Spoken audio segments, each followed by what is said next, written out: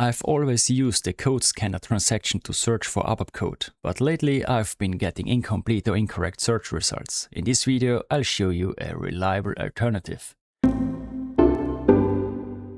But first, let's open the transaction code scanner. Then we type in a package, in my example, $setAbapExamples, and let's search for the string asFlight. And I know this string is in this package, but I have no data here. Let's do the same with the new method. We open the transaction SE38 and we run this report, rs-abap source scan. Again, the same search string asFlight and the same package, $setAbapExamples. Then we run this and we see now we have 140 results. So why is this?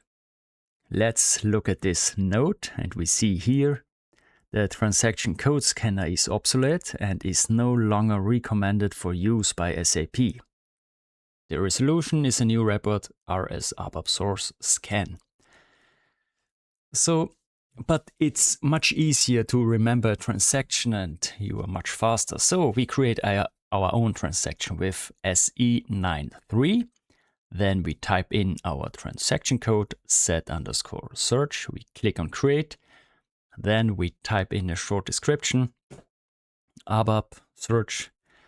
Then we pick the radio button program and selection screen because it's a report transaction. And then here we type in the program we want to call. It's the rs-abap source scan program. Then we click on save. And now we have to type in the package. In my case, I use my temporary package $setAbapExamples. Then I click on save. And now we can use our new search transaction.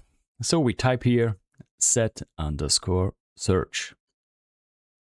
And now we can type in a search string asFlight and the package $setAbapExamples. And now we have our results here. If you like the video, feel free to click like. Do you have any questions or tips of your own? Post them in the comments. Subscribe to the channel to become part of the community and make sure you don't miss any future videos. Take care and see you in the next video.